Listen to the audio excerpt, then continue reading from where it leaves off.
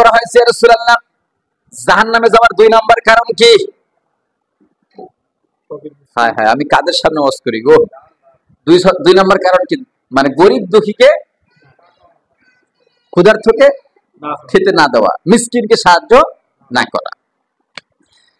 নবীকে প্রশ্ন করা হয়েছে ইয়া রাসূলুল্লাহ সালতুন নবী সাল্লাল্লাহু আলাইহি ওয়াসাল্লাম আইয়ুল ইসলামি খায়র। নবীকে প্রশ্ন করা হয়েছে ইয়া রাসূলুল্লাহ ইসলামের মধ্যে সর্বোত্তম কাজটা কি? ইসলামের মধ্যে সর্বোত্তম কাজ কি? কি করলে ইসলামের মধ্যে সেরা কাজ করা হবে? নবীজি বলেছেন তুতইমুত তুআম, তোমরা অভাবীদেরকে ক্ষুধার্তকে খেতে দাও। অভাবী, অসহায়, দুস্থ, অভাবী, ক্ষুধার্ত ব্যক্তিকে খেতে দেওয়াটাই হলো, তাদের বিপদে আপদে তাদের পাশে সাহায্যের হাত বাড়িয়ে দেওয়াটাই হলো ইসলামের মধ্যে সবচেয়ে শ্রেষ্ঠতম কাজ। আর একটু জোরে, না হলে কাল সকালে বলি না একবারে সুবহানাল্লাহ বলেন। ইসলামের মধ্যে আইয়ুল ইসলামি খায়র, ইসলামের মধ্যে সর্বোত্তম কাজ কি? আমি যদি প্রশ্ন করি ভাষা ভাবে, আমরা সবাই উত্তর দিব হুজুর নামাজ পড়া, হুজুর দান সদকা করা, হুজুর হজে যাওয়া, রমজানে রোজা থাকা।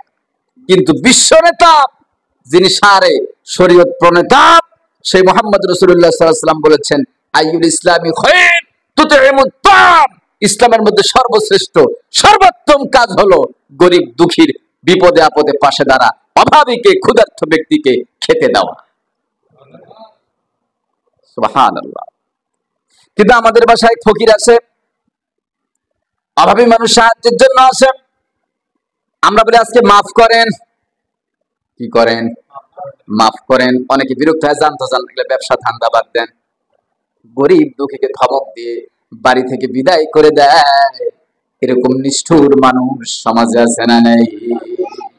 আল্লাহ পাক বলেন ওয়াম্মা সাইলা ফালা তানহাব, হে নবী খবরদার ভিক্ষুককে ধমক দিবা না। এটা কি শুধু নবীর জন্য? কাদের জন্য? নবীর মাধ্যমে তামাম পৃথিবীবাসীর জন্য আল্লাহ পাক শিক্ষা দিয়েছেন, অর্ডার করেছেন, আদেশ করেছেন ওয়াম্মা সাইলা ফালা তানহাব, ভিক্ষুকের সাথে দুর্ব্যবহার করবা না, ধমক দিবা না। ফকির ফাকরাদের সাথে খারাপ ব্যবহার করার অধিকার আমাদের কারণ নাই। নিষেধ করেছেন কে? আল্লাহ সুবহানাহু ওয়া তাআলা। কিন্তু হ্যাঁ, আমাদের সমাজে অভাবের ফকিরও আছে, আবার স্বভাবের ফকিরও আছে না নাই? যদি আপনি বুঝেন যে এটা স্বভাব মার্কা ফকির, তাহলে তাকে আপনি বিদায় দেন, তাকে আপনি দেবেন না। কিন্তু যাকে আপনি চেনেন না, জানেন না, চেহারা দেখার পরে বলে এইদিকে, তোর তো চেহারা সুরত দেখতে ভালো দেখা যায়, তুই অভিনয় করিস, নাটক করিস, এই তোর বাড়ি কোথায়, এই বেটা দিকে এদিকে বস, কাজ করে খেতে পারিস না, এটা করবি ওটা করবি, আছে না নাই? যাকে আপনি চেনেন না, জানেন না, আপনার কাছে হাত পেতেছে, আপনি দেবেন। 2 টাকা হলেও বের করে দেবেন, 5 টাকা হলেও দেবেন। ধমক দেওয়া যাবে? আল্লাহ পাক আমাদের বুঝার তৌফিক দান করুন। জাহান্নামে যাওয়ার 2 নম্বর কারণ কি? অভাবীকে, ক্ষুধার্তকে, ফকির মিসকিন, ফকির ফাকরার বিপদে আপদে পাশে না দাঁড়ানো।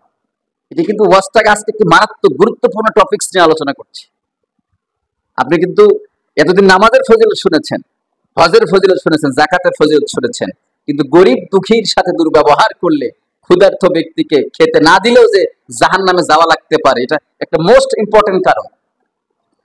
ভাইরা আমার, গরিব দুঃখীর পাশে গিয়ে দাঁড়ানোর ব্যাপারে ইসলাম এত বেশি উদ্বুদ্ধ করেছেন মানুষকে। সারে শরীয়ত প্রণেতা যিনি ছিলেন মুহাম্মদ রাসূলুল্লাহ সাল্লাল্লাহু আলাইহি সাল্লাম বলেছেন ওয়ামান ফাররাজা আন মুসলিম কাররাবাতাম মিন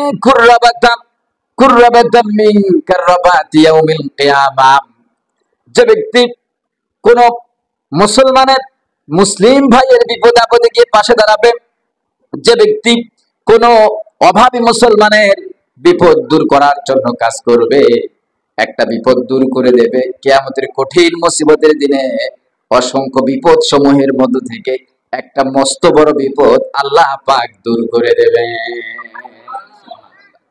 আপনি বুঝেন কিয়ামতের মাঠ কি?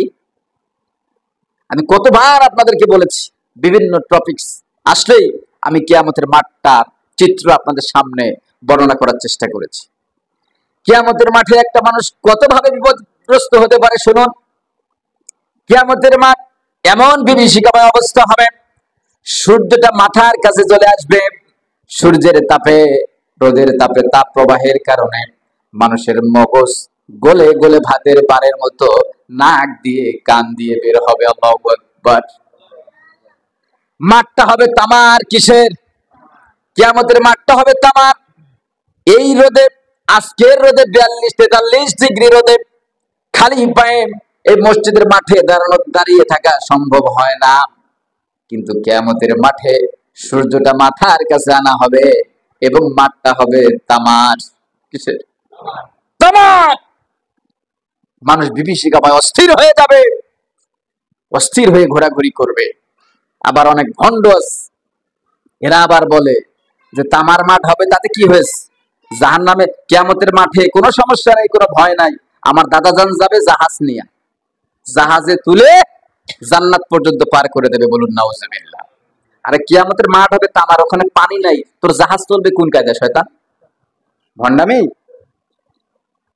এরা এরা এরা মানুষকে, ইসলামকে ব্যবহার করে সহজ সরল মানুষদের বিবেকগুলোকে ওয়াশ করে খাঙ্কা পেতে, খাঙ্কা খুলে তাদের পকেট থেকে হাদিয়া তোহফা নিয়ে নিজে বিল্ডিং, বাড়ি, জমি জায়গা করেছে, এমন বহু রেকর্ড আছে। ভণ্ড, এদের পাল্লায় পা দেবেন না। ভাইরা আমার, কিয়ামতের মাঠ হবে তামার।